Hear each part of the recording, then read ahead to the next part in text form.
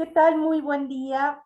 El día de hoy me encuentro con alguien que ha tenido una serie de experiencias y estudios muy interesantes sobre temas poco abordados en psicología. Y bueno, tengo el gusto de presentar hoy al doctor Eduardo Esteban González Vega. Él es psicólogo latinoamericanista e investigador de videojuegos. O sea, es un temazazo lo que vamos a escuchar el día de hoy.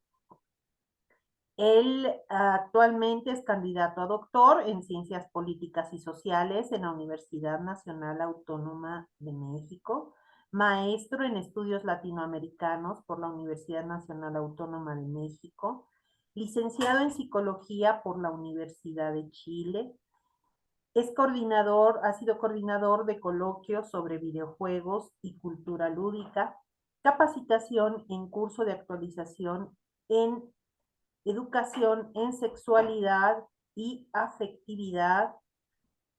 Cuenta con seminarios teórico-prácticos sobre depresión, posparto y sus influencias en el desarrollo del niño. Profesor adjunto ayudante de cátedra de Psicología Comunitaria y Ambiental. Cátedra impartida por el profesor Germán Razas, profesor adjunto de Psicología en Desarrollo. También es psicoterapeuta independiente en formación cognitivo-constructivista enfocado en población adulta. Es miembro fundador de Ludivisión, psicólogo colaborador de Cooperativa en Salud Paramédico, relator para el curso de Estrategias de Inclusión de Alumnos Inmigrantes en la Sala de las Clases, diseñador de cursos para OTEC, Trace, Trace Capacitación, no sé si está en español o en inglés. No, son organizaciones allá Trace, en Chile. ok, Mm. trabajó en equipo en contextos interculturales y estrategias de inclusión de alumnos inmigrantes en la sala de clases. Ha participado en el programa Capaz Mujer Emprendedora OTC, Acción Emprendedora, participación en equipo de investigación en la en la UNAM, en la UAM, perdón, para la realización del estudio cualitativo para el Instituto Electoral del Distrito Federal en el marco de la evaluación de comités ciudadanos y consejos de los pueblos. Bueno, pues ha sido tutor de diversos cursos y me parece que me estoy quedando corta, su experiencia es vasta. Y bueno, por favor, Eduardo, quisiera que nos contextualizaras cómo es tu trayectoria en relación al tema de la psicología y el tema de los videojuegos y los aspectos lúdicos en relación a esto. Cuéntanos, por favor, de tu experiencia. Vale, vale. Gracias, Beatriz, y gracias por la invitación también a esta oportunidad. A ver, ahora que estabas leyendo mi currículum, ¿no? Yo digo, oye, qué cosas, ¿sabes? Que ya me he olvidado, ¿sabes? De todas esas cosas y de todos esos momentos, ¿no? Cuando estuve en temas de capacitación de emprendedoras, o sea, y yo quiero ser súper honesto en este sentido. Suena como que, oh, qué diverso soy. Y la verdad es que yo me veo a mí mismo como un sobreviviente. Yo vengo de un país donde es súper difícil ejercer la psicología.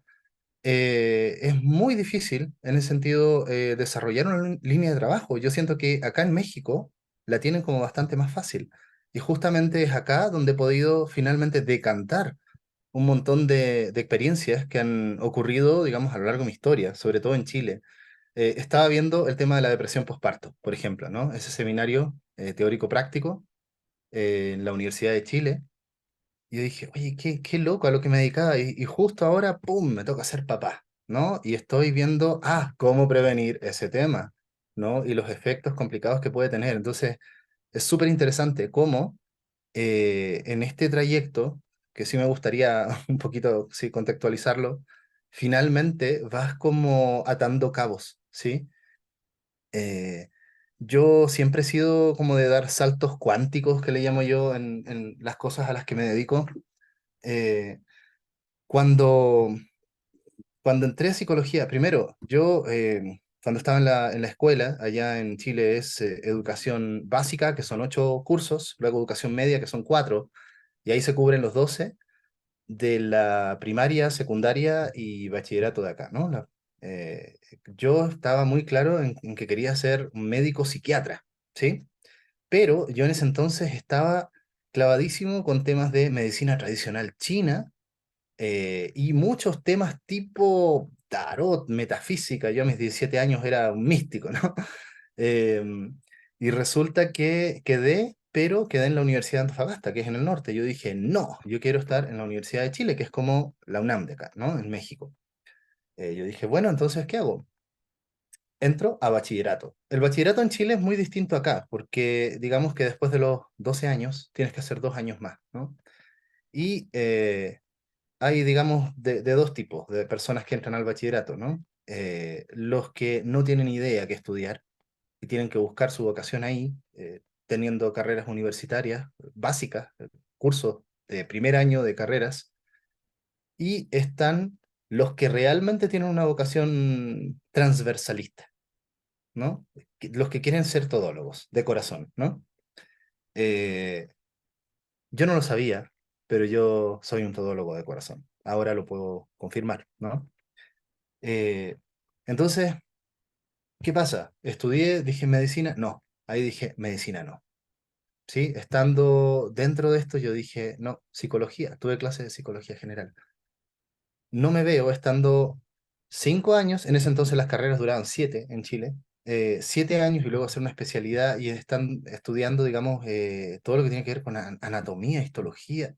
No, no, simplemente sentía que no era lo mío, aunque tuve una formación muy, muy en la línea de bioquímica, básicamente, ¿no? En la escuela. Estaba muy perfilado en esa línea. Y justo ahí me abrí mucho más a lo que son las humanidades, ¿no? Em, entonces, ok, al primer año tú tienes que tomar cursos, al final del primer año eliges una carrera donde te vas a decantar. Dije, psicología, y resulta que no quedo. No quedo porque la competencia dentro del bachillerato es ardua y normalmente hay 8 a 10 cupos más o menos de personas, y psicología es una carrera muy demandada. Así que, segunda opción, sociología. Esta decisión va a marcar mucho mi vida, ¿eh? Estas cosas que empiezan a ocurrir acá. Y tomé cursos de sociología. Ahora hay que resaltar que mi doctorado es un doctorado en sociología. Entonces, justo a mí me interesa mucho vincular la psicología con muchas otras áreas. Y por eso justo creo que esto del bachillerato, viéndolo a la distancia, fue mucho más importante que lo que mucha gente reconoce, ¿no? Em, Porque son de estas carreras que tú dices, oye, estás perdiendo el tiempo, ¿de qué vas a trabajar? ¿No? Bueno, en una línea más académica creo que te sirve un montón, justo para tender puentes, que es lo que a mí más me interesa hacer ahora. Eh, bueno, un año de sociología, pero yo dije, no, yo quiero psicología. Entré de nuevo por el proceso de selección y quedé en psicología. Pude convalidar un montón de asignaturas y finalmente estudié la psicología en la Universidad de Chile. Y la verdad es que al final de la carrera, yo me perfilo como clínico en una línea cognitivo-constructivista, que es distinta a la cognitivo-conductual, más popular. Allá en Chile tiene como mucha influencia, sobre todo en la Universidad de Chile, el pensamiento de Humberto Maturana y Francisco Varela, y toda esta línea de la biología del conocimiento. Algunas personas aquí en México me ha tocado conocer personas que sí conocen ese modelo, que en Chile es muy influyente, ¿no? Entonces, la psicología más en la línea cognitivo-conductual está muy permeada por esta epistemología más constructivista. Y muy influida también por un modelo que la verdad es que me ha tocado, muy pocas colegas no lo conocen, que es la Escuela Postracionalista de Roma, y que influye mucho en Chile justo porque toman la biología del conocimiento para hacer un modelo psicológico allá, ¿no? pero la verdad es que estando en clínica yo dije, sí me interesa, pero como ya tenía este bichito, por decirlo así, de lo transdisciplinario, hagamos algo para salir de la psicología, ¿no? Y así estuve trabajando en temas de educación sexual en mi práctica profesional allá en Chile. Y justo ahí me tocó vincularme con antropólogos, sociólogos, comunicólogos, ¿no? Más en la línea de ciencias sociales y de estudios transversales en esa línea. Eh, y así salí. Me dediqué a algunas de las actividades que mencionaste, que en realidad es un poco, yo quiero ser honesto en esto, es un poco cuando tú sales, tú trabajas de lo que ves, ¿no? Y es muy azaroso cómo te vas haciendo una carrera, finalmente, ¿no? Sobre todo en Chile, que digo, Chile es un país súper paradójico respecto a la salud mental. Creo que somos el primero o segundo país con más depresión en el mundo, digamos de los que no están en guerra o que no tienen una catástrofe, ¿no? Dejemos de lado Ucrania, por decirlo así, ¿no? Eh, pero el acceso a la salud mental es muy, muy difícil, ¿sí? Entonces ahí hay un tema que creo que es un tema sociocultural en Chile, que se ha subsanado un poco, sobre todo con temas de atención online, ¿sí? Que en estos momentos creo que es un tema a considerar, sobre todo para los colegas clínicos, ¿no? Y sobre todo después de la pandemia. Bueno, entonces estaba en eso y resulta que por avatares del destino, ¿no? Me toca venir a México, conocer de vacaciones básicamente acá, conocer la UNAM y justo estaban las convocatorias abiertas, ¿no? En ese entonces tenía una compañera, una pareja que estaba ya siendo parte de la maestría en estudios latinoamericanos, ¿sí? Eh, Más o menos gracias a ella yo dije, aquí está, ¿no? Esto es todología enfocado a América Latina, porque en latinoamericano básicamente es 6 áreas, ¿no? Historia, economía, filosofía, literatura, estudios culturales y estudios políticos y sociales. Está perfecto, ¿no? Y tuve la suerte de quedar. Entonces, por ahí por el 2011, ya me vine para acá a México a estudiar. A ver, suena como que quiero quitar todo este halo de, oh, qué winner, ¿no? Porque finalmente, justo yo creo que es un tema de lo que nos pasa a los chilenos, de que tenemos como pasta sobreviviente, yo creo que estos son caminos de la vida que no siempre, digamos, tú vas con un propósito a lograrlo. No, en mi caso no ha sido así, ¿no? De alguna manera también tiene que ver un poco con mi filosofía. Yo soy muy orientalista, ¿no? Me gusta mucho el taoísmo, entonces creo que de alguna manera los caminos se te van abriendo. Y a mí me tocó estar en estudios latinoamericanos. Y cuando estuve ahí en la maestría, eh, yo dije, vale, es mi momento para dedicarme a algo absolutamente ajeno a la psicología. ¿Sí? Que yo dije, ok, el problema que yo veo en la psicología es que es muy psicologista. Entonces, muchos colegas están siempre leyendo sus autores y en muchos casos se cierran más a las escuelas particulares y no hay un diálogo interescuela, ¿no? Y yo dije, oye, yo quiero sociología y yo quiero antropología, yo quiero conocer muchas otras perspectivas del mundo en ese sentido. Y sí, sí, ahí ya dije, ok, me estoy consolidando como todólogo, ¿no? Y en esa maestría empecé a trabajar temas sobre estudios de ciudad, estudios culturales de ciudad. Me fui por la línea de los estudios culturales, ¿no? ¿Qué pasa con la ciudad contemporánea? ¿Sí? O sea, ya podría haber estado en temas de urbanismo, básicamente, pero en líneas culturales, ¿no? Y ahí empecé a trabajar todo lo que tiene que ver con la experiencia de la ciudad contemporánea, la experiencia de vivir en un mundo de mercancías y de imágenes, ¿no? Trabajé mucho en la línea de un autor de la teoría crítica que se llama Walter Benjamin, respecto a qué pasa con los imaginarios, que de alguna manera estamos siempre recibiendo por parte, en ese entonces yo decía, de la publicidad, ¿sí? A todo esto yo desde niño fui gamer, ¿eh? Eso creo que es una historia paralela y esto creo que es muy, muy importante mencionarlo porque históricamente a las personas que juegan videojuegos estos temas, incluso me pasó a mí mismo ahora, ¿no? son temas que no, nos cuesta sacarlos a la luz, ¿sí? Hay un tema como de closet aquí, de que como son cosas que la sociedad no valora, tú como que te las guardas. Y esto yo lo veo con muchas personas actuales que son gamers, ¿no? Creo que es importante mencionarlo, por lo que voy a trabajar también después. De alguna manera estoy haciendo un contexto de mi historia de vida y académica, pero todo esto está desembocando en lo que estoy trabajando ahora, ¿no? Que es el tema de videojuegos y culturas digitales. Entonces, cuando estaba en estudios de la ciudad, o estudios urbanos, hay gente que distingue esas cosas, ¿no? Los estudios de la ciudad son más culturales. em, Estaba justo viendo, oye, ¿qué pasa con la ciudad que imaginamos, ¿no? Y qué pasa, por ejemplo, con ciudades que nunca hemos visto, pero que conocemos, como París. Yo nunca he estado en París, por ejemplo. Y sin embargo, a través de toda la exposición a medios que tú puedes tener, vas conociendo, por decirlo así, las ciudades. Eso creo que fue un tema interesante para mí. ¿Cómo conocemos imaginando? Imaginando a través de series, películas, animaciones, videojuegos, ¿no? Que es una industria, la industria más rentable de la actualidad, pero sin ninguna duda, ¿no? Es el cine con series incluidas y la música sumado, ganan menos dinero que la industria del videojuego. Eh, entonces, justo terminando ahí en ese posgrado, en esa maestría, empecé a ver todo este tema de la ciudad digital. ¿Sí? Y resulta que muchos carteles ahora te dicen, checa esta página web. Estábamos en el 2013, ¿no? Códigos QR, ¿no?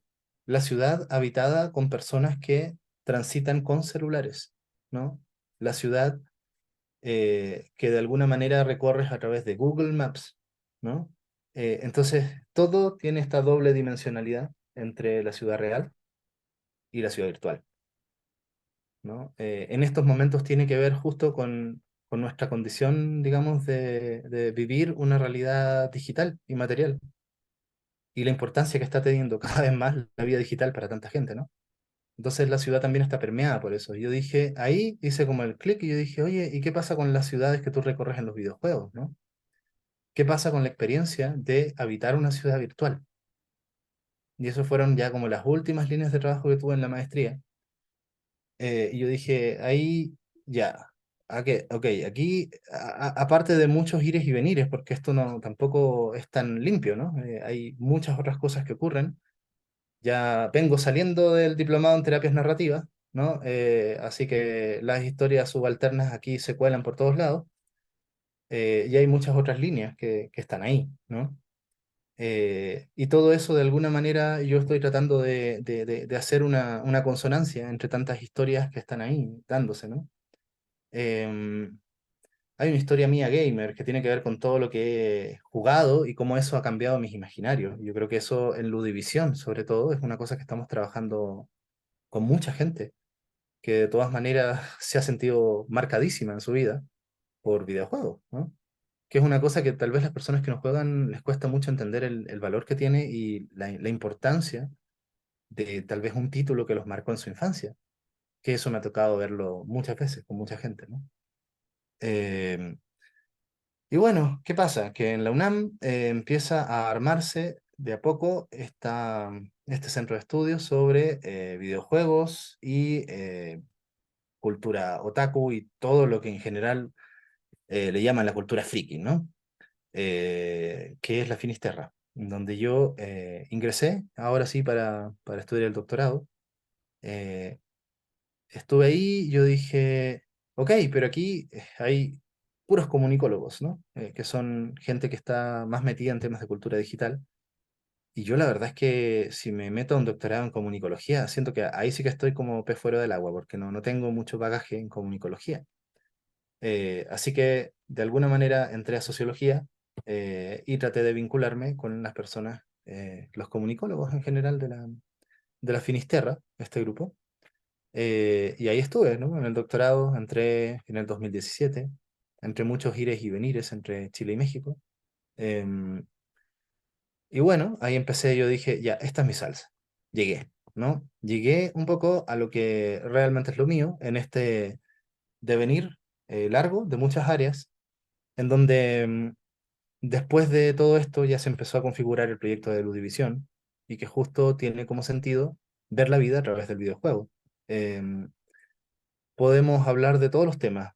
Maternidad, depresión postparto, sí, lo puedes ver a través de videojuegos. Hay videojuegos que muestran eso y tú puedes tomar tu experiencia de juego y promoverla también. Oye, ¿qué pasa con lo que promueve este juego respecto a, qué sé yo, la depresión postparto, ¿no? ¿Qué quieres? ¿Ver migración? Hay temas de eso, ¿no? Entonces, justamente el videojuego es un lente, ¿no? Que te permite ver la realidad y distintos aspectos de la realidad. Por supuesto, hay videojuegos y videojuegos. Hay videojuegos de navecitas matando marcianos, ¿no? Que aún así tienen lecturas interesantes, porque este tipo de juegos, que son el origen de la industria, son de los 70, o sea, plena Guerra Fría, donde estaban los imaginarios justo de la conquista del espacio. Entonces tampoco es un azar, ¿no? Esto de los juegos de navecitas, todo está conectado finalmente, ¿no?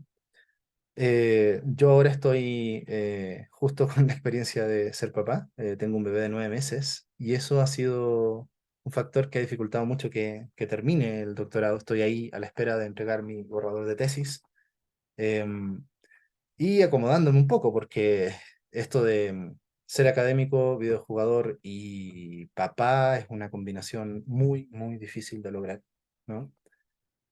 Hay mucho pensamiento en internet, ¿no? ¿Qué implica ser papá gamer? Es una cosa, cómo se hace eso? Digamos, ¿no? No es fácil. La mayoría de los gamers como que no aspiran tanto a ser papá, no sé, hay un tema, hay que ver las estadísticas y todo, y qué estamos extendiendo también por gamer, ¿no? Pero ahora último, justo, ya llegando al presente, ¿no? Más allá de todo este largo periplo, eh, justo estoy tratando de armar, ¿sí? Toda una serie de webinars, cursos, ¿no? Que tienen que ver con salud digital, ¿no? En niños sobre todo, porque es un poco lo que me está tocando y es también cómo puedo contribuir a las necesidades que tiene mucha gente que realmente no, como todos, básicamente, ¿no? No sabemos, no sabemos manejar las tecnologías de una manera saludable porque las tecnologías digitales irrumpen, ¿sí? Irrumpió TikTok, irrumpieron las inteligencias artificiales ahora, ¿sí? Entonces, ¿qué hacemos con eso? ¿Y cómo organizamos la sociedad con estas cosas? Pues ni los grandes expertos en estos temas saben muy bien cómo hacerlo, ¿no? Creo que son temas que hay que pensar y que hay que también hacer un posicionamiento personal respecto a qué nos pasa con todo esto de las tecnologías digitales, ¿no? Pues más que nada sería eso, Beatriz, no sé cómo ves tú, mi Fíjate que es reseña, mi súper contexto. interesante, perdón que te interrumpa. Sí. Me parece que es muy interesante el tema que acabas de abordar, que tiene que ver con la salud digital. A ver, cuéntanos, dinos de qué se trata eso, porque algo que yo he visto en la cotidianidad es que algunos padres o madres se quejan de pronto de que el joven o la niñez está mucho tiempo en estas actividades que les Mm, entretiene, inclusive hay quien ha llegado a pensar que es un acto, digamos, adictivo, y no solamente en la niñez, sino también en la vida adulta.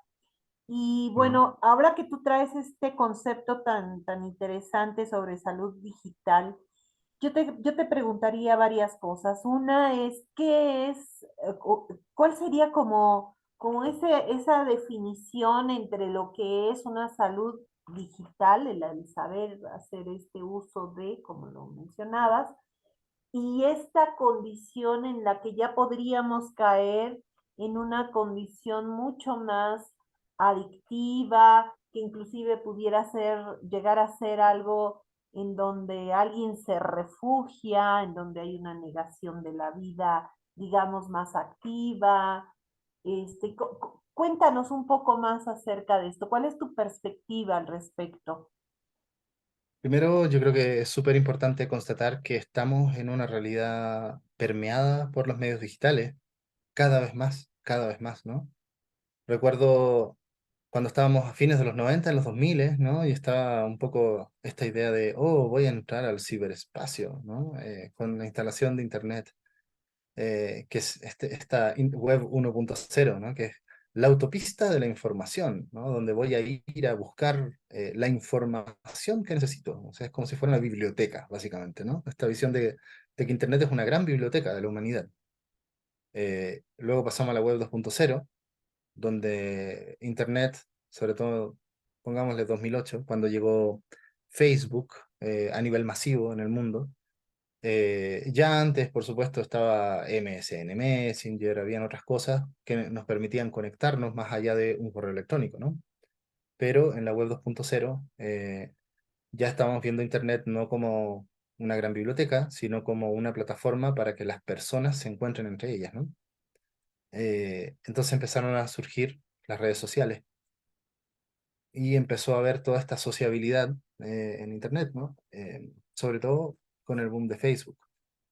Y esa también fue la época dorada de los bloggers, por ejemplo, ¿no? Los bloggers con B larga. Ahora están los bloggers con B corta, que son los video bloggers, ¿no? Como youtubers, básicamente. Em, entonces la web fue un lugar donde te encontrabas con otros, ¿no? Pasamos a la web 3.0, que ya tiene que ver mucho con este tema de la web semántica, los algoritmos, en donde tú ya te relacionas con algoritmos. Incluso los algoritmos te vinculan con otras personas. La primacía de esta última etapa de Internet tiene que ver con eso, con algoritmos. Tanto así que cuando tú des cualquier servicio, eh, TikTok, Facebook, Twitter, todas estas grandes plataformas, hay un algoritmo que te estudia y que te da lo que tú de alguna manera quieres. Y mientras más la uses, más afinas al algoritmo. Pero al mismo tiempo también el algoritmo te da un poco más de lo que es rentable para su propio sistema. ¿Sí?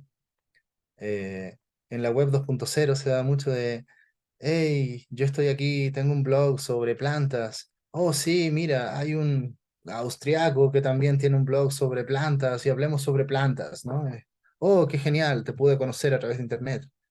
Ahora, y eso era un poco extensión de lo que tú podías hacer en la vida cotidiana, ¿no? Cuando conoces a gente, solo que ahora a nivel mundial. Pero ahora ya está todo configurado a través de puros algoritmos, ¿no? Y esa es la web que nos está tocando vivir ahora. Y ahora vienen justo las inteligencias artificiales y las interfaces más miméticas, le llaman algunos, ¿no? O sea, por ejemplo, también las etapas tipo computador de escritorio de los 90 con mouse y teclado, el paso a los teléfonos inteligentes, ¿no? Y a las pantallas táctiles, y ahora estamos dando un poco el paso a hablar con las máquinas, en lenguaje cotidiano, ¿sí? Bromear con las máquinas, ¿no? La palabra en ese sentido, ¿sí? El lenguaje oral y la máquina creo que es un poco lo que estamos viviendo ahora, lo que vamos a vivir pronto. Eh, pero bueno, todo este proceso, ¿sí? Que tiene que ver un poco con las tecnologías digitales en el mundo y cómo ha generado también una sincronicidad entre todas las culturas, ¿no? A mí me impresiona mucho los centennials, mucho ojo con los centennials como generación, es una generación que tiene muchas dificultades de identidad, sobre todo los centennials acá en México, me ha tocado trabajar con varios, eh, que muchas veces vienen de una familia muy tradicional y que están inmersos en todo este mundo que estoy describiendo y que finalmente tienen muchas dificultades para armar un relato coherente de ellos mismos y de lo que es el mundo, ¿no? Mi trabajo final del diplomado, ¿no? En el último módulo va un poco en esa línea, ¿sí? Eh, las personas nacidas en los 2000 muchas veces tienen una formación donde sus papás no tienen nada que ver, por decirlo así, con este tipo de tecnologías, los que están expuestos muchas veces desde edades muy tempranas, ¿sí? Bebés con celulares, ¿no? Esto es un gran problema. Y lamentablemente son tan efectivos los celulares en llamar la atención de los bebés, ¿no? Ciertamente muchas mamás, ¿no? Solteras, yo me imagino. Oye, ahí tienes un video infantil de 10 minutos y el bebé te deja tranquila, ¿no? Y puedes hacer cosas que tal vez sean muy necesarias. Entonces, pero por otra parte, eso está generando niños que están siendo muy atraídos por pantallas, ¿no? Más allá de los vínculos cercanos que puedan tener, ¿no? Hay un problema de época que hay que manejar, ¿no? Porque niños menores de 3 años, ojalá no se los exponga a ninguna pantalla. Hay un lineamiento muy general y muy compartido. Eh, yo sé que es muy difícil porque yo veo tele, yo veo pantalla y de repente trabajamos con celulares y ahí están los bebés por otra parte, ¿no? Pero creo que es muy importante evitar esto de te dejo la pantalla para que tú la consumas, ¿no? Eh, en todo caso, todo esto que estoy planteando, o sea, no está al margen de nuestras realidades sociales, culturales, económicas, familiares y nuestras particulares disposiciones psicológicas, ¿no? Yo describí este proceso como muy macro, de cómo se ha instalado toda esta plataforma de digitalización de la vida, ¿no? Pero todo eso está muy en la línea de, bueno, y cómo es nuestra familia, cómo somos nosotros, cómo es nuestra cultura, ¿no? Si vivimos en una situación de marginalidad o no. Entonces, ahí justo lo que pasa con los medios digitales es que se instalan en una realidad material, psicológica, social, cultural, que ya está existente. Entonces, ¿cómo es esa realidad? Esa realidad de por sí ya genera un montón de problemas tradicionales. Y ahora, ¿qué pasa con la mezcla, con todo lo que las personas hacen a nivel digital? Bueno, eso es lo que hay que ver en general, ¿no? Pero sí hay tendencias muy complicadas, ¿no? O sea, yo tengo en mente ahora la típica persona echada en un sofá con su celular, viendo videos de TikTok y haciendo el scroll de la muerte, que le llaman, ¿no? Uno. 1 hora y media. Se le puede ir así. Y cómo siempre va a ser la opción más fácil, ¿no? De estimulación, hacer eso. Mm, ¿Y qué pasa cuando los niños empiezan a hacer eso? ¿Sí? Hay un problema que yo creo que tiene una magnitud enorme, ¿sí? Y requerimos ser muy responsables respecto al uso de dispositivos, sobre todo en el caso de niños. Y lo digo yo, que soy gamer. Y ojo que el videojuego a mí me parece o el menor de los problemas o probablemente una gran solución, en muchos casos, ¿sí? Porque yo creo que el videojuego tiene un potencial terapéutico tremendo y lo he visto con mucha gente. Eh, Ahora sí, hay un tema de cuál es el uso, cómo sería un uso responsable de videojuegos, ¿no? Las redes sociales, otro gran tema, ¿sí? Sobre todo en la pubertad y adolescencia, tanta gente que se obsesiona con los likes. Las redes son una tremenda fuente de angustia, ¿no? El estar siempre atento a que me sonó una notificación, que me diera un corazoncito, si me dio like o corazoncito la persona que yo quiero que me dé like, si me ignoró, ¿le daré corazoncito yo ahora? ¿No? Este tipo de lógicas, ¿no? Eh, entonces, la gente que está muy metida en eso, yo afortunadamente le hago el quite, ¿no? Pero hay gente muy metida en eso, que está justo, ¿no? Todas sus angustias y todas sus expectativas se basan mucho en eso. Me retuitearon. eh, ¿Quién me dio like? Ah, me dio like. Ah, perfecto. Ahora yo te doy like a ti. ¿Sí? ¿Cuántos seguidores tienes? Hay todo un tema ahí muy importante para mucha gente. Em, y hay una dimensión bastante más como mecánica, por decirlo así, bastante más ligada ahí sí que eh, a la adicción en términos de algo automático, ¿sí? De algo que ahí está, como un hábito, que te hace daño respecto sobre todo al celular, ¿no? El hecho de que lo tengas en la mano, ¿sí? O sea, que sea tan accesible eh, y que esté sonando todo el rato y que te estimule con cosas que sean muy significativas para ti. Fácil. Incluso yo diría que una tablet, como ya el dispositivo es más pesado, así como que ya no es tan, no es tan fácil. Y los computadores y las pantallas yo creo que salvan bastante, ¿no? La pantalla, por ejemplo, de una que puedes tener en el escritorio, colectiviza. Eso ya genera otra dinámica, ¿no? hay un modelo educativo digital que lo aplican mucho en India, ¿sí? De cómo educar a niños en términos de las nuevas tecnologías y esto es muy simple y muy efectivo. Un computador para 5 niños, ¿no? Eh, ¿Cómo lo usan? Pues ahí vean, ¿no? Eso requiere justo integrar colectivamente una tecnología, distinto a lo que pasa con el celular, que es tan individual, nos desconecta de otro. Pero bueno, no sé, hay muchos escenarios y yo creo que todo esto es muy particular y requiere una visión muy clínica en términos de cómo tal persona en tal contexto usa las tecnologías y para qué las usa, ¿sí? Pues yo creo que es un tema muy amplio. A ver, está la línea de uso de dispositivos, de hábitos, por decirlo así, ¿no? En el uso de dispositivos, celulares sobre todo. Está la línea de redes sociales, cómo las usamos, para qué las usamos, cómo evitamos que nos manipulen tanto. Está la línea de videojuegos, qué hacer en ese vasto mundo, porque la verdad es que no es para nada una cultura, son no sé cuántas culturas hay. Si tú juegas videojuegos y sale otro por ahí que juega, probablemente no tengamos nada en común en estos momentos, porque son culturas tan diversificadas que por ahí nos conocemos, pero no compartimos código, ¿no? Y yo creo que hay una línea emergente que tiene que ver con todas las oportunidades de aprendizaje que se nos están abriendo ahora con Internet, ¿sí? En particular con el advenimiento de las inteligencias artificiales y que estén al acceso de tanta gente, ¿no? Pues ahí yo veo esas 5 líneas en todo lo que tiene que ver con cómo aprendemos a convivir y a hacer uso de este mundo digital en el que estamos viviendo.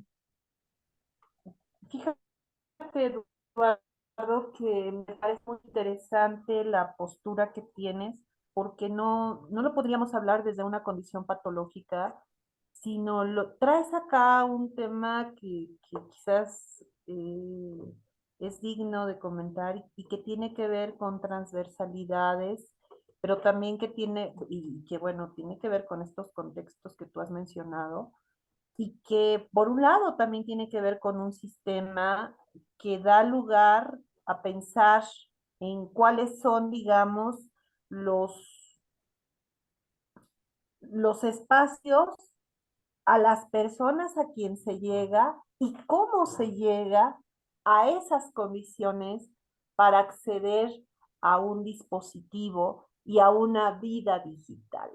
Y lo pensaba pues porque cuando tú mencionabas esto de que hay quien entretiene a su bebé con un celular, viendo lo que sea, digamos, porque es lo que sea. O sea, es difícil que alguien a veces se pueda dar cuenta que detrás, qué significa ese video que le ponen a ese niño, de dónde sale, para Claro. qué. Es decir, Ujú. hay una, me atrevería a decir, una educación ahí que no le está dando el adulto Mm, al que le corresponde. Yo también concuerdo que yo incluso diría que no a los 3, sino un poquito más grandes, ¿no? mm, 4 o 6 años, sí, en los que estamos hablando pues de cómo se estructura, cómo se va dando esa condición subjetiva, esa estructura en un ser humano, y hablo de una estructura psíquica, pues, en donde, bueno, hoy pareciera ser que un niño o una niña que no utiliza un medio digital a los 6 años está fuera de campo. Me hace recordar, leí una nota hace poco de la embajada de justamente de Sueca, en mm, donde mencionaban, si no mal recuerdo, y si no es de la embajada directamente sueca, es de alguno de espacios oficiales en donde se ha echado para atrás el uso de tecnologías en la escolarización. Cambiaron nuevamente y dijeron, no, esto no, mejor vámonos por los libros.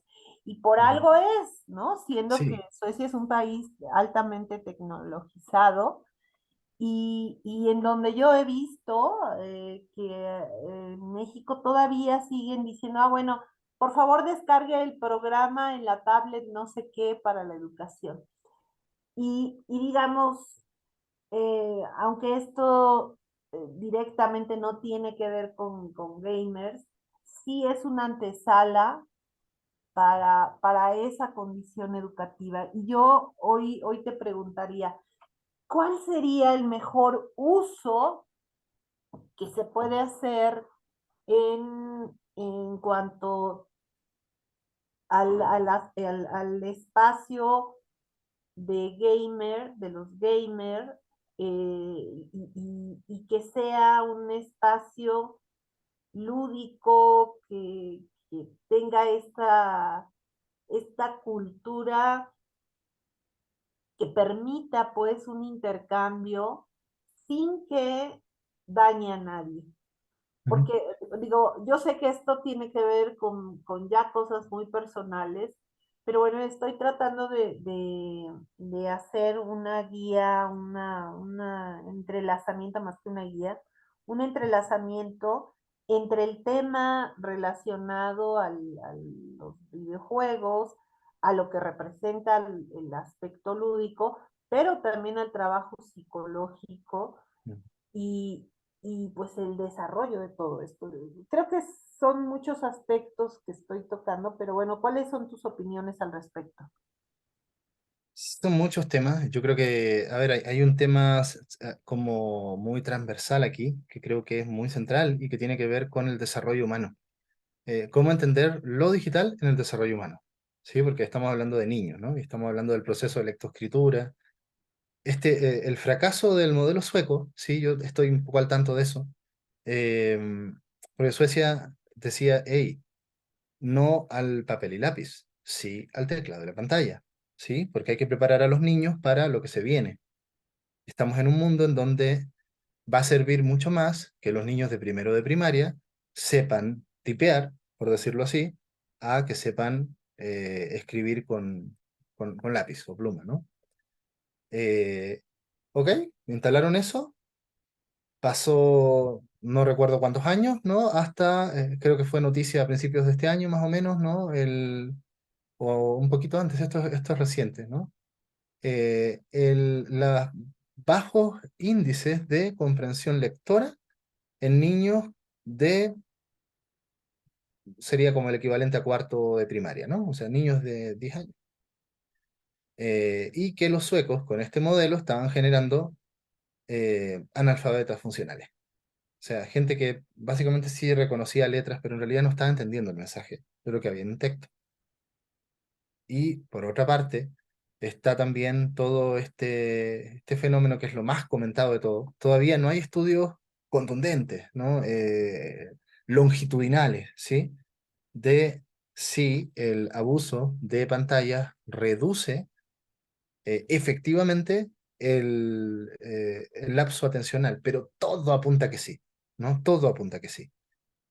Todo apunta a que estamos en una época, en una generación del déficit atencional, ¿sí? En un problema de que precisamente por los contextos en los que estamos, por las notificaciones, porque si tengo 4 redes, me llegan notificaciones de estas redes, si veo videos, me pueden, y sigo a, qué sé yo, 10 influencers por hacerla fácil, porque normalmente se siguen muchos, a muchos más, me están llegando constantemente notificaciones de esos influencers.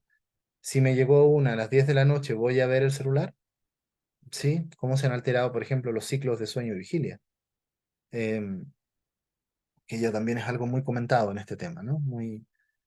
Y por eso es muy importante usar los filtros de luz azul y todo esto que en general yo siento que ya está, para mucha gente ya lo manejan, tal vez algunas no todavía, pero bueno, a ver, eh, hay un tema con el periodo de la infancia, ¿sí? Yo creo que la principal preocupación tiene que ver sobre todo con eso, ¿no? ¿Qué pasa con los niños? ¿Qué pasa con los niños y adolescentes en general, diría, ¿no? Como población expuesta a este escenario que nadie sabe lo que produce, pero que parece, por lo que estamos viendo, que no produce tantas cosas buenas, ¿sí? Lo que mencionabas, esto de De 3 años para abajo, ojalá que las pantallas no sean significativas para los niños. Sí, yo creo que esa es una meta de padres y cuidadoras, ¿no? Si tú ves las noticias en la tele, como lo hace tanta gente desde hace mucho antes de Internet, digamos, que ahí esté, pero que los niños les dé lo mismo, ¿no? ¿Cómo hacer eso?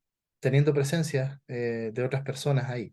Y ahí vienen estos otros factores, por ejemplo, que son predigitales, ¿no? Y que contribuyen muchas veces a que no hayan adultos como cuidadores. Eh, Ahí hay un problema que arrastramos desde hace mucho tiempo y yo creo que tampoco es un tema solo de México, ¿no? Eh, el hecho de que para un niño de 6 años para abajo, en general, siempre tiene que haber un adulto ahí cuidándolo.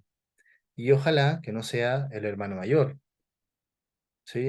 Un hermano que tal vez tampoco ha llegado a los 12 años, en muchos casos, ¿no? Entonces, ahí hay un tema, que es predigital, ¿sí? Entonces, cuando no hay un cuidador, muchas veces es la pantalla la que es la cuidadora. Y ahí empezamos con este tipo de problemas. Entonces, cuando efectivamente hay un cuidador, se facilita el hecho de que la pantalla que va a estar ahí, porque anular las pantallas, quitar toda pantalla del acceso, yo no conozco a nadie que lo pueda hacer, ¿sí? Salvo que nos vayamos a lo salvaje, que nos volvamos menonitas o lo que sea, pero no, en la vida cotidiana estamos llenos de pantallas. Entonces, yo apostaría más bien porque antes de los 3 años las pantallas no sean significativas para los niños y eso implica que los papás no le digan, mira este video, ¿no? Tal vez la gran salvedad ahí yo la veo sobre todo con las pantallas de sala, porque el ver una película también es un tema complejo, pero al menos es una actividad grupal, al menos estamos como los indios, ¿no? 5 niños por computador. El problema justo es el celular, porque el celular te interpela a ti, hace que tú anules todo el resto y que te claves aquí, en la pantalla. Lo único significativo está aquí. Entonces es una relación muy simbiótica, ¿no? Y muy primaria, porque lo puedes ver incluso en bebés de menos de un año que lo logran hacer, se conectan y desarrollan esa especie de simbiosis humano-pantalla, cosa que no se da en una pantalla de salón, pues la estamos viendo todo, y también en qué medida nos quedamos pegados viendo la pantalla todo, bebé incluido. Pero el bebé también se va a aburrir, te va a exigir a ti que lo atiendas, que juegues, que hagas otras cosas, ¿no? Ahora, de 3 a 6 años, ¿sí? Este otro periodo que mencionabas tú, eh, ahí yo creo que hay que ser muy cauto, ¿no? Pero se podría decir, ok, mira este video, 5 minutos, una canción, ¿va? Listo, se acabó. ¿Viste el video? Va, y ahora sigamos haciendo otras cosas, ¿no? Pongamos música, ok, escuchemos música. Aquí está el menú, por ejemplo, ¿no? Aquí están las canciones. Elige la canción y esto te puede ayudar a leer, por ejemplo, ¿no? Y ahí viene el tema justo del inicio de la lectoescritura. Y otra cosa que aquí es una oportunidad muy importante, cómo aprender idiomas con las tecnologías actuales, ¿no? En este lapso, en donde antes de los 6 años los niños pueden asimilar muy fácilmente idiomas, y creo que hay un potencial importante de las nuevas tecnologías para que los niños sean multilingües, ¿no? Eh, pero siempre tú adulto das los 5 o 10 minutos, 15 minutos, pero evitando justamente las pantallas piñeras. Y yo entiendo que es lo más difícil, porque necesitamos que el niño esté solo un rato para poder hacer cosas, ¿no? Y eso ya depende también de cómo lo hacemos como cuidadores y de cuántos cuidadores subsidiarios tenemos. Sí, todo esto es predigital, ¿no? Pero cuando no hay cuidadores subsidiarios, hay mamás solteras, o hay mamás que a pesar de que están con parejas, las parejas no cumplen el rol de paternidad en términos de cuidado del niño, que es una cosa bien difícil, ¿eh? Yo hago también una reflexión sobre, o sea, yo estoy terminando el doctorado y mi bebé quiere solamente que haya alguien ahí que lo abrace por un buen rato, 45 minutos. O sea, y es como, a ver, yo tengo cosas mucho más importantes que hacer, diría yo, ¿no? A ver, los brazos puede hacerlo cualquier persona, ¿no? Yo no estudié 20 años para para usar mis brazos y cargar a alguien, pero eso es lo que te pide. Y creo que es un tremendo ejercicio de humildad. eh, Cumplir con ese rol en la paternidad, ¿no? Es difícil, para mí ha sido difícil, ha sido un desafío, pero sé que hay que hacerlo, ¿no? Ahora, ahí pasan varias cosas, ¿no? Muchos niños van a asimilar lo que hacen los papás, aunque los papás quieran o no quieran, digamos, ¿no? Si tú sigues la Liga Mexicana de Fútbol y ahí estás viendo los partidos, pues ahí están los niños, ¿sí? Algo van a asimilar de la cultura de seguir la Liga Mexicana de Fútbol, por ejemplo, ¿no? Si tú vas a los partidos, ¿no? También, otro fenómeno. Si tú eres hincha, o ¿cómo le llaman acá? No me acuerdo, los que siguen, y vas con tu playera, vas al estadio, a los partidos, ¿no? La mayoría lleva a sus hijos, ¿no? Y eso ya genera subcultura, ¿sí? Pero si tú simplemente ves los partidos, o ves, qué sé yo, boxeo, artes marciales mixtas los sábados, que me doy cuenta que aquí en México es una cosa que hace mucha gente, ¿no? Ahí están tus hijos, ¿no? ¿Qué tanto? Y ahí viene esto que mencionabas, que me parece súper, súper interesante y un gran problema. Esto de la llamada orfandad digital, le llaman, ¿no? ¿Qué tanto? Sí, ahí están estos niños viendo, qué sé yo, artes marciales mixtas, o viendo lo que sea, pero tú no les explicas nada. Pero les llegan las imágenes y quién sabe lo que entienden. Y esto pasa también incluso con programas infantiles, ¿no? Yo siempre pongo la comparación de lo que pasa ahora con esta población de niños de los 90, de papás que tenían televisión por cable o satelital y que les ponían programas, canales infantiles, ¿no? Cartoon Network, Discovery Kids, Nickelodeon, qué sé yo. Y esto es, hey, sobre todo Discovery Kids, me parece lo más perverso de todo, porque Discovery Kids, hey, esto es educativo, ¿no? Esto le hace bien a los niños. Mira, un canal educativo dirigido a niños. Quédate ahí, 4 horas, bye. Lo mismo, ¿sí? Por mucho que sea una programación muy diseñada para ser educativa con los niños, hay orfandad digital. Y esos niños, a ver si entienden todo esto, ¿no? Eh, entonces, justo esta labor de acompañamiento, sobre todo simbólico, eh, y en un principio de acompañamiento físico, orgánico, ¿no? Que es lo que los bebés te piden cuando te piden abrazo, por ejemplo, ¿no? O que los cargues, muchas veces no está. Y esto es un tema de vulnerabilidad, sobre todo en estos niños, digamos, preescolares, ¿no? De 6 años para abajo. Mm, Ahora, 6 años para arriba, justo, la edad escolar, digamos, la primaria. Bueno, para empezar, videojuegos desde esa edad, normalmente, ¿no? 6 años para arriba. Ahora, viene el mismo tema. Por ejemplo, yo juego videojuegos y lo estoy jugando ahora, ¿no? Y es parte también de un poco de mi estilo de vida y de a lo que me dedico, ¿no? Entonces, ¿cómo lo hago si mi bebé me ve jugando videojuegos? Que es una cosa que en general no puedo hacer durante el día. Me dedico a estar en las noches porque estoy más libre. Y el videojuego es un medio súper exigente en muchos aspectos, pero principalmente en cantidad de horas que requiere. Un título, ¿sí? Hay juegos que cuando tú dices, este es un juego corto, tiene 10 horas, y con 10 horas, o sea, si tú eres muy bueno, si tú no eres tan bueno, son 14, ¿no? ¿De dónde sacas 14 horas para jugar un juego corto? ¿Sí? 2 horas a la semana, ¿sí?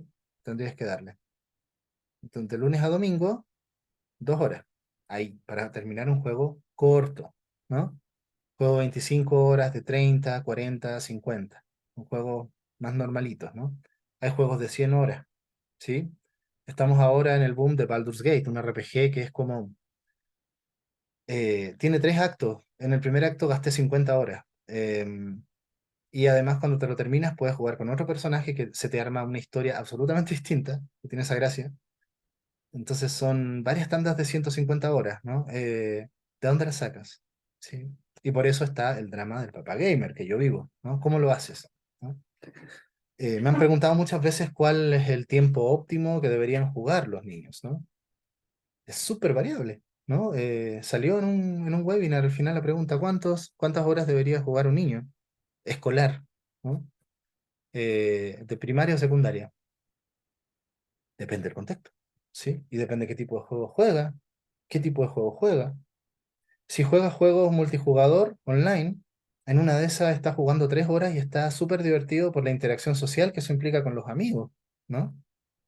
O en una de esas está jugando un juego narrativo y está clavado 4 horas diarias. Pero, ¿qué está aprendiendo ahí ese niño? En una de esas está aprendiendo cosas súper interesantes. En una de esas, es como si estuvieras leyendo un libro por 4 horas, o un cómic, ¿no? O viendo 4 horas de serie, que es algo que mucha gente hace también. Entonces, también habría que ver qué pasa con la vida fuera del videojuego en ese sentido, ¿no? A ver, si el niño está solo, está en una situación de marginalidad, no tiene, tal vez la mamá, mientras más tiempo está metido en la pantalla, mejor para la mamá porque puede hacer las cosas de aseo, y el niño está entretenido y deja sola a la mamá y la mamá puede hacer otras cosas y el papá trabaja todo el día o no está y no hay abuelos, por ejemplo, o no hay tíos que están cuidando. Si el niño se pega jugando un videojuego 4 horas, 5 horas, o sea, eso es funcional al sistema en donde está ese niño. O sea, sería ideal que ese niño pudiera compartir más con la mamá, pero ¿qué tanto esa mamá realmente está motivada por compartir, y por entregar un legado cultural a su hijo o hija, ¿no? Eh, entonces, justo, a ver, ¿qué? ¿3 horas diarias? ¿2 horas diarias? Depende. Si juegas al celular, y ese es el otro gran tema con videojuegos, que yo digo, o sea, para mí es el problema menor, ¿sí? El problema mayor tiene que ver con los hábitos de uso del celular y cómo esto se vuelve algo automático en la vida, ¿no? Eh, Además, el videojuego sigue siendo un poquito todavía, un poquito para algunos, ¿no? Es como hablar del deporte, ¿sí? Hay gente que hace deporte, lo que sea, ¿no? Pero mucha gente no hace deporte, ¿sí? Entonces, pero no hay nadie que no use el celular en estos momentos, ¿no? Tal vez hay comunidades aisladas que no tienen celular, pero incluso en esos casos, tal vez una persona o un vecino tiene celular y se lo presta a los amigos, ¿no? Entonces, el celular es una cosa para la población universal.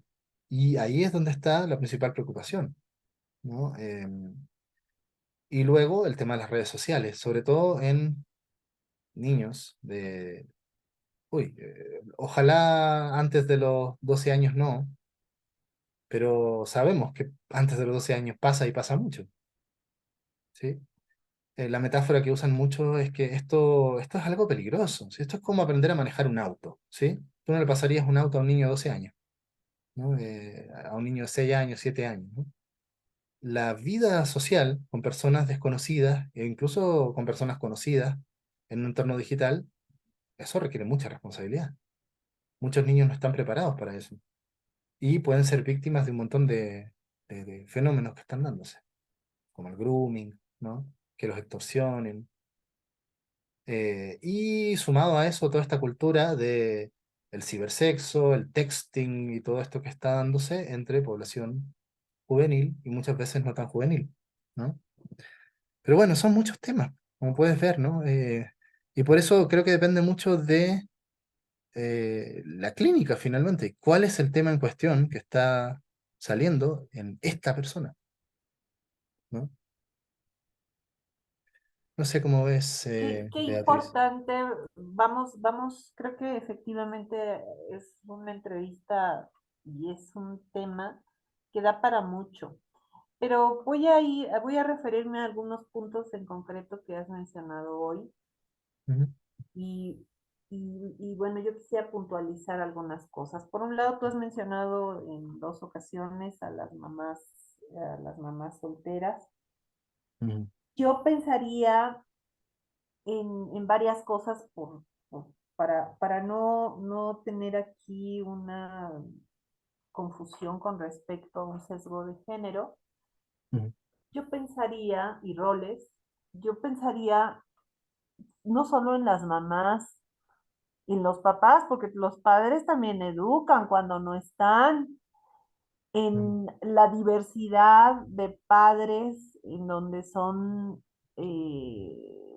homosexuales o lésbicas, Ujú. en donde quien educa también son las o los abuelos, o sea, es decir, Sí, hay una cantidad importantísima de personas que están cuidando y que están haciendo la función, porque yo le llamaría a esa función afectiva, a esa función de cuidado, bueno, lamentablemente ha recaído en nuestra sociedad, que espero que eso esté cambiando en las mujeres, al menos en México. Y que bueno, yo espero que esto vaya cambiando, pero hay muchos padres también que como tú están haciendo todo un trabajo sobre lo que implica su paternidad y que a lo mejor ahora ya no es, como tú bien decías, o sí también puede ser el fútbol y ahí siento al bebé y ahí estoy, sino también es estar en la actividad frente al computador. Y todo eso educa, educa con el ejemplo, educa sí. con lo que el bebé está viendo, sobre lo que hace el otro y la manera en la que se vincula con ese mundo exterior. Entonces, ¿qué pensarías tú y cuál sería el mensaje que tú le podrías dar en concreto, quizás a todas esas personas cuidadoras en relación al tema específicamente de los videojuegos, que no saben qué hacer cuando ven que los niños, las niñas, las y los adolescentes este, están hiperclavados ahí y que a veces ni siquiera se enteran que tienen amigos o amigas jugando con ellos. Eh, ¿qué ¿Cuál sería la manera? Porque también está en riesgo el tema, o está en juego el tema de la seguridad. Ujú. ¿Qué, ¿Cuáles serían tus aportaciones para saber cuáles son los temas o los juegos o cómo saber, a ver si estoy planteando bien la pregunta, cómo saber que ese niño, esa niña está seguro o segura cuando se juega en un videojuego y que no sabes con quién está jugando, no sabes cómo se están comunicando? No sé. ¿Nos Ajá, podrías sí, sí, platicar un creo que poco entiendo de un poco a lo eso? que vas, ¿no? Sí. A ver, el videojuego es un tema como un poco más específico respecto, por ejemplo, a lo que mencioné del celular y a las redes sociales, que las tenemos todos, ¿no? Yo le pondría mucho foco a eso, el uso del celular y las redes sociales, pero si el niño juega videojuegos, ahí hay de varias, ¿no? Primero, cómo conoció el videojuego. Yo creo que el peor caso es cuando los papás no son gamers y tienen a un niño que juega videojuegos y no tienen idea qué está haciendo, porque como no saben de la cultura, el niño puede estar haciendo cualquier cosa y jugando cualquier tipo de juego, ¿sí? Ese es un caso complejo, ¿no? Yo creo que en ese sentido los papás gamers tenemos un tremendo potencial, ¿sí? De saber un poco, como conocemos el medio, sabemos qué juegas. Ah, ok. Y sabes un poco a lo que le va, porque además los videojuegos en estos momentos es un abanico, o sea, ¿por qué juegas? ¿Sí? ¿Y a qué juegas? ¿Y qué buscas cuando juegas? ¿No? Eh, por ejemplo, si tú juegas para socializar, como pasó mucho en la pandemia, con cosas como Among Us, ¿no? Este juego social de descubrir quién es el sospechoso de ser una especie de agente encubierto que tiene que boicotear, ¿no? Los sistemas y el resto tiene que votar para ver si ganan, ¿no? O si, o si pierden y este tipo, que es como el malo del grupo, gana la partida. Eso es muy divertido, ¿no? Y eso generó justo momentos de mucho encuentro en un momento en donde no podían verse, ¿sí? Pero eso, además, son juegos que implican tener el micrófono abierto, entonces uno está todo el rato hablando, ya estoy aquí, estoy, ¿sí? Entonces, ese juego, por ejemplo, tiene un componente súper social, ¿no? Hay videojuegos como Minecraft, que lo juegan tantos escolares, ¿sí? A mí en lo personal no me gusta, pero entiendo lo popular que es, ¿no? y que tiene que ver, que es como si jugaran con Legos, básicamente, ¿no? Vamos a armar, vamos a construir cosas, ¿sí? Hay un mundo gigante donde podemos extraer materiales y construir cosas con esos materiales y generar, además genera toda una dinámica de qué pasa con el agua, qué pasa con los distintos materiales. Eso es Lego, ¿sí? Y depende, hay partidas de Minecraft que también son sociales y es como armemos juntos cosas, o en solitario, en estos modos de sobrevivencia que tienen, que vienen los zombies, tienes que cobijarte, tienes que crear armas y defenderte, ¿va? Como si fuera un poco un juego de aventura, una mezcla entre Lego y juego de aventura, ¿sí? Eso es Minecraft y a mí me llama la atención lo popular que es en tanta población de niños escolares, ¿sí? Y muchos papás dicen, ah, Minecraft, está bien, ¿sí? Yo no estoy en contra de Minecraft, ¿ah? Solo que para muchos niños, videojuegos es Minecraft, o Roblox, o qué sé yo, ¿no? Algunas otras competencias en esta línea. O Fortnite, ¿sí? Todos estos juegos tan populares que son típicos juegos que descubren los niños por sí mismos y que los papás no tienen idea, y que se vuelven populares en las escuelas, ¿no? Eh, o Free Fire, ¿sí? Puros juegos de escuela de primaria, lo llamo yo, porque son justo estos juegos son, o los juegos de móviles, por ejemplo, que para mí lo más perverso del videojuego está en los celulares, ¿no? Mucho ojo, y ese es el problema con los papás, por ejemplo, y los adultos que no tienen alfabetización gamer, que abandonan a los niños al videojuego y al que le toque, ¿sí? ¿Y qué le toca? Pues lo que estará de moda, ¿no? El gran problema de los juegos gratuitos, ¿sí? Y ahora estamos en esta moda de los juegos chinos gratuitos como Genshin Impact, y juegos que son de tremendos valores de producción, donde muchos celulares incluso no los corren, y muchos niños les van a pedir a los papás, oye, cómprame un celular de gama alta porque quiero jugar Genshin Impact, y este lo juega lento, ¿sí? Eh, y que son juegos amplios de aventuras, con todo un mundo ficcional, ¿sí? En donde, además de todo eso, que está muy bueno y muy interesante, hay los famosos, les llaman gacha o gachapón, que son, ok, tienes tu personaje, ¿quieres una mejor arma? Pues necesitas moneditas. ¿Cómo consigues moneditas? Haciendo misiones. Tienes estas moneditas. Y tú es como si compraras, ¿cómo se llaman estos que coleccionan los niños cuando hacen álbumes de estas láminas? Cromos, ¿no? Como si compraras un sobre de cromos. Lo abres y, ¿qué crees? No viene el arma que tú querías. Qué lástima. Vas a tener que seguir comprando cromos, ¿no? Sobres. Ese sistema de microtransacciones es súper adictivo, ¿no? Y los juegos gratuitos tienen que monetizarse de alguna manera y normalmente lo hacen así. A ver, ¿quieres conseguir la neta que estás buscando tú? Bueno, paga 60 pesos mexicanos, ¿no? Ok, papá, dame 60 pesos, aquí los tienes. Ok, me compré la super espada de no sé qué cosa, ¿no?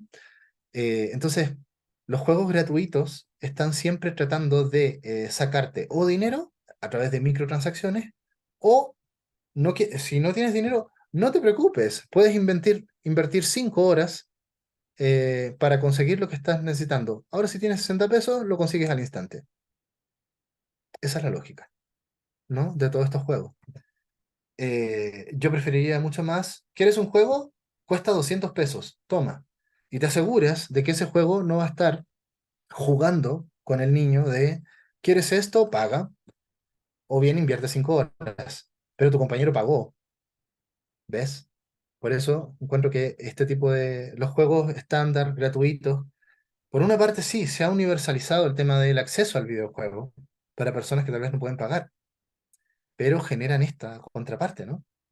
Eh, yo siempre digo, yo como papá gamer tengo un currículum de juego para mi hijo, ¿sí? A los 6 a los 7 vamos a ir, ¿no? Porque yo ya sé qué juegos realmente van a ser muy buenos que los juegue a esta edad. Pero también tiene que ver mucho, justo, y quiero sacar también este fantasma de el videojuego educativo, ¿sí? No tiene que ver con eso, no tiene nada que ver con videojuego educativo. Tal vez antes de los 6 años, ¿sí? en el podcast de Ludivisión, justo hay un capítulo donde hablo con un compatriota que hace juegos para preescolares, que son muy específicos. Son juegos, para empezar, son juegos que aburren, ¿sí? Son juegos que a los 10 minutos te tienen que aburrir, ¿no? Y son juegos que necesitan la supervisión adulta, son sesiones de 10 minutos, y eso sí se parecen mucho a lo que uno entiende normalmente por videojuegos educativos, o sea, juegos que te van a enseñar las letras, que te van a enseñar las vocales, las consonantes, las sílabas, que te van a entregar información básica sobre ciertos temas, ¿sí? Ahí sí, muy el videojuego educativo. Después de los 6 años dejemos de jugar juegos educativos, por decirlo así. El tema más bien es cómo hacemos un uso educativo de un videojuego, que es distinto. Entonces, ¿cómo educan? Yo estoy casi que convencido que la mayoría de los videojuegos, o sea, eso es de ley, eso sí es así. Todo videojuego para jugarlo implica un aprendizaje, ¿no? Pero hay muchos videojuegos que la manera que tienen de funcionar, eh, a diferencia de los juegos de mesa, ¿no? Salvo los juegos de rol, que son la única excepción, el videojuego es meterse en un mundo ficcional. Eso es un videojuego, ¿no? Y todo lo que pase ahí, en términos de mecánica de juego, tiene que ver con el mundo ficcional. Entonces, hay juegos de aventura o de rol donde la gran gracia que tiene es cómo es este mundo ficcional que yo habito. Subrayo el habitar, ¿no? Los videojuegos se habitan, ¿sí? Uno vive en un videojuego. Entonces, ¿cómo fue tu vida en este videojuego? Esa es como así se entendería un poco, ¿no? Y pues imagínate todo lo que puedes hacer en esa vida. Mira, en esta vida yo fui un ladrón, va. Y así me fue, así, ajá, me fue bien, me fue mal, etcétera, va. En esta vida soy un piloto intergaláctico. ¿Y cómo es la vida? Bueno, aquí, acá, acá. En esta vida, qué sé yo, soy cualquier cosa. Creo que es muy bueno que el videojuego se entienda de esa manera, ¿sí? Y la particular relación que puedes establecer con tu avatar, con tu protagonista. Y eso tiene un tremendo potencial educativo, ¿sí?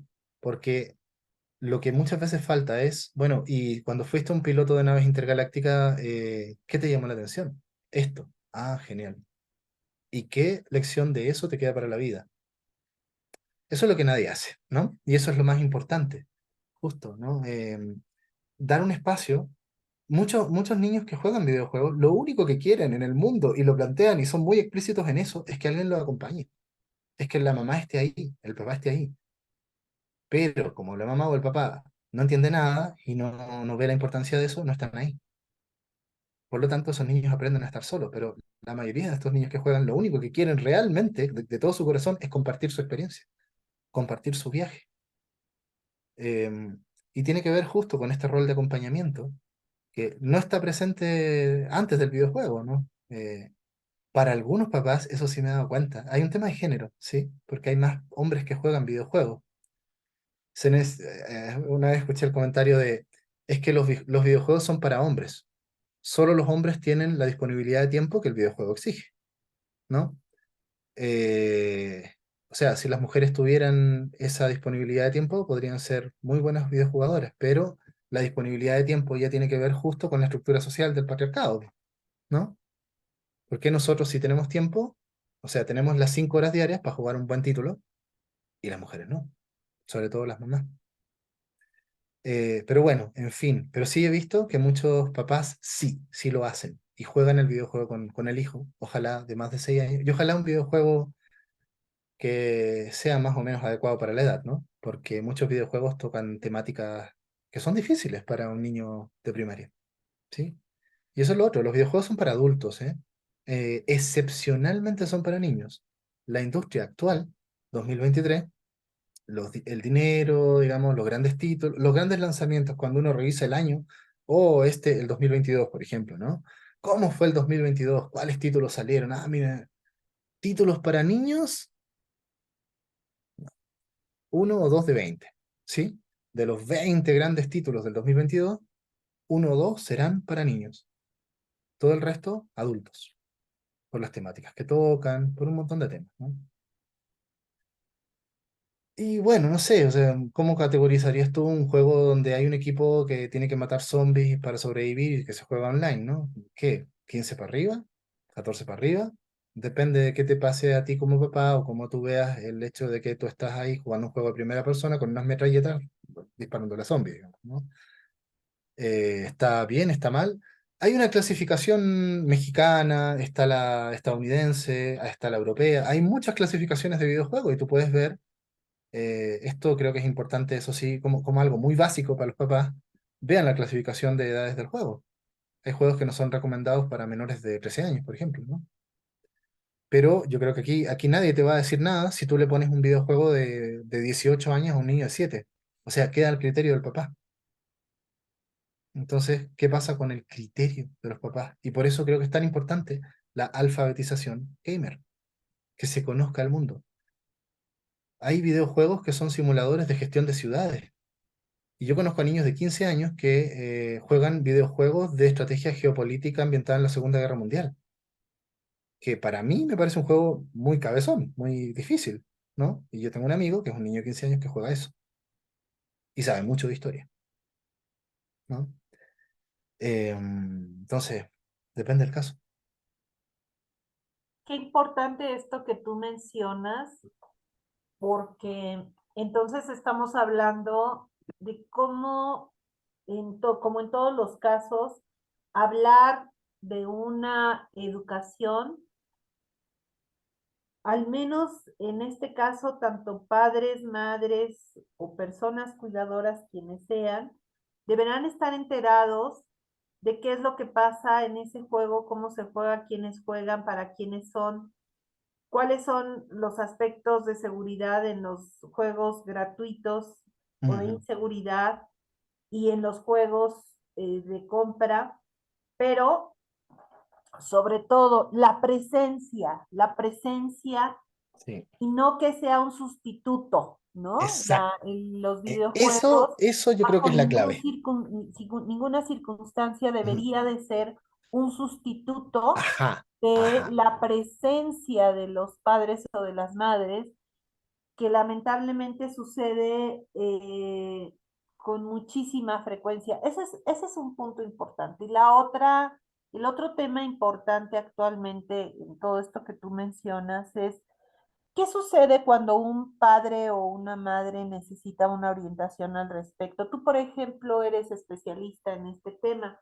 Tú Ujú, das, tú das terapia, tú trabajas con padres, con madres, con ujú. adolescencias que presentan, digamos, que tienen esta situación que requieren de orientación o bien Ujú. ya quizás un proceso terapéutico. Cuéntanos de eso, por favor. Mira, yo descubrí que cuando llega un paciente en una situación muy de atención de psicología clínica y psicoterapia, una persona que consulta, y sobre todo niños, ¿no? Yo recuerdo el primer caso que me tocó ver de esto, es un chico súper retraído de 14 años, muy distante de la... apenas hablaba, y él era videojugador. Y le dije, ah, yo soy gamer, ¿qué juegas? Halo 2. Ah, ok. ¿Y qué te pareció cuando MasterChef hizo esto? Ah, estuvo bien, estuvo rudo. Listo. En la primera sesión como que hablamos un poquito de ahí. Las siguientes sesiones estuvimos hablando de los imaginarios de Halo todo el rato. Y ese niño que era muy retraído, ¡pum! Empezó a hablar hasta por los codos. Y dije, ah, ya. ¿Sí? Y esto pasa también con los chicos o chicas que consumen un anime, ¿no?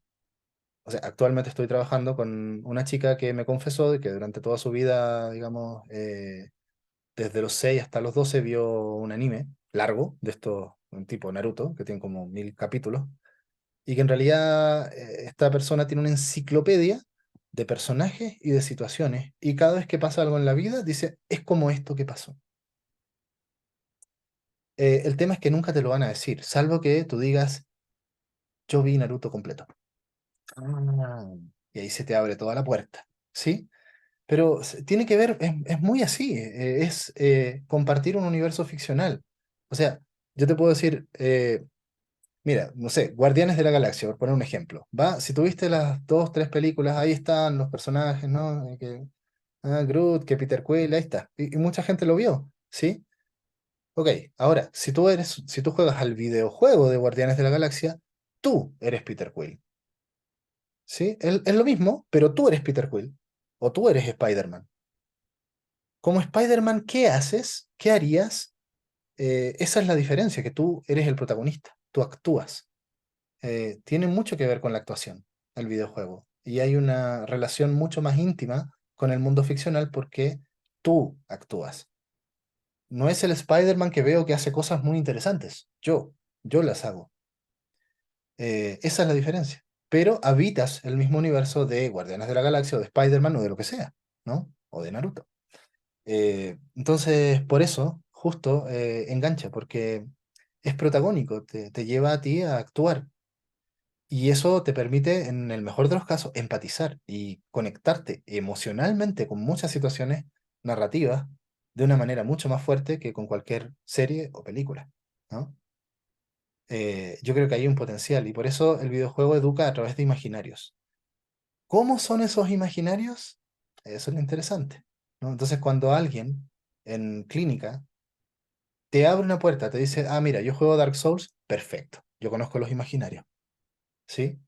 Entonces podemos hablar de metáforas, podemos usar lo que pasa en ese videojuego como metáfora. Lo mismo que si te dijeran, yo vi la trilogía de los Guardianes de la Galaxia, ¿no? O que yo me leí Crimen y Castigo, ¿sí? De este, ¿no? Dostoyevsky.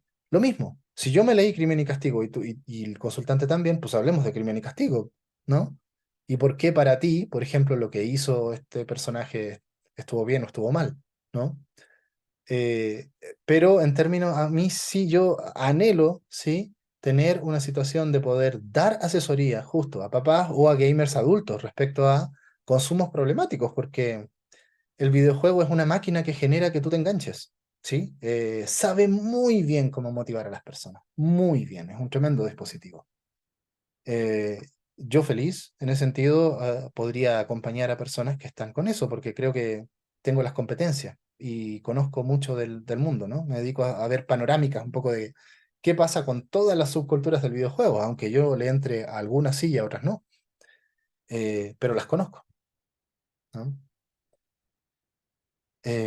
Así que sí, sí, yo creo que hay un potencial muy importante, ¿no? Yo en estos momentos estoy dando un webinar gratuito de 1 hora y media, lo doy mensual con la gente de México Juega, ¿no? Mónica Juárez, y ahí estamos también divulgando un poco de lo que hablamos acá, ¿no? Temas como de generalidades, ¿no? Queremos armar un curso ya más extenso, ¿no? De esos temas, pero por lo pronto está eso para divulgar también y porque hay mucha gente que veo que está interesada, ¿no? Eso sería por lo pronto, ¿no? En términos de lo que estoy haciendo ¿Hay en algún concreto. espacio en donde puedan conectarte y contactarte por si tú deseas, si necesitan una consulta, porque tú das consulta, Ujú, entiendo? sí. Eh, ¿Hay algún espacio en donde puedan contactarte? Sí, claro. Bueno, mis redes sociales yo las puedo compartir ahí, ¿no? En todos lados me encuentran como Edu Andanzas, ¿no? Facebook, Twitter, Instagram, ¿no? Tal vez lo más visible ahora que tengo es el podcast de Ludivisión, que pueden encontrar ahí en las plataformas de podcast, en Spotify sobre todo. Los jueves a las 8, ahora que terminamos el diplomado, ese espacio lo tengo reservado justo para continuar el trabajo de los podcasts y voy a hacer ahí las transmisiones en vivo. Este jueves me toca, ¿no? Y estamos tratando distintos temas. A veces se organizan coloquios con más gente de algún tema muy amplio de la industria o algún videojuego que ha sido muy emblemático. ¿Sí? Pueden revisar en Ludivisión el mundo desde el videojuego, ahí todo lo que estamos haciendo día a día, que ya llevamos como 2 años más o menos en eso, ¿no? Redes sociales, sobre todo. Ok, perfecto. Pues, Eduardo, te agradezco muchísimo tu presencia, tus conocimientos, que nos viertas acá un poco de tu experiencia en este tema, en donde creo que hay pocos psicólogos y psicólogas que han estudiado y que han experimentado, porque una cosa es tener una formación, pero ya experimentar el ser, el saber y el ser gamer, pues ya es otra cosa. Y creo que eso da una aportación muy diferente a un tema psicológico. Te agradezco mucho la entrevista y bueno, esta entrevista estará publicada en nuestro canal de YouTube. Agradecemos mucho. Ya Eduardo nos ha dicho que ustedes le pueden encontrar por Eduardo Andanzas. Edu Muchas Andanzas, gracias, Edu Andanzas, ¿sí? Edu Andanzas. En todas las redes. Muchas gracias. ¿Quieres dar algún mensaje más de cierre? Sí, más que nada agradecerte a ti, Beatriz, por toda la divulgación que estás haciendo y creo que es súper importante establecer redes entre nosotros y entre colegas que nos dedicamos a tantos temas en realidad, ¿no? Porque justo yo creo que el potencial de la psicología, como lo planteé al principio, es entrar en diálogo, ¿sí? Con muchas otras áreas, no quedarnos solo en nosotros mismos. Y creo que en ese sentido la red de Capaci está haciendo un excelente trabajo. Cuenta completamente conmigo y para las personas que están ahí escuchando, con gusto también estoy disponible para estos temas que estamos planteando acá. ¿Sí? Creo que es un desafío para todos aprender a usar, ¿no?, nuestra situación en las redes digitales y en todas las tecnologías digitales y evitar que nos usen a nosotros, como dicen ahora, ¿no? Tenemos un tremendo desafío con las inteligencias artificiales y la educación. Hay muchos temas que requieren que estemos pensando esto. Así que quien está también interesado en estos temas, aquí estoy disponible para lo que necesiten, ¿no? Muchísimas gracias y que tengas un excelente día. Hasta pronto a quienes nos escuchan, nos están viendo Eduardo y que pues pueden participar haciendo comentarios sobre este tema una vez ya publicado. Gracias. Bye bye.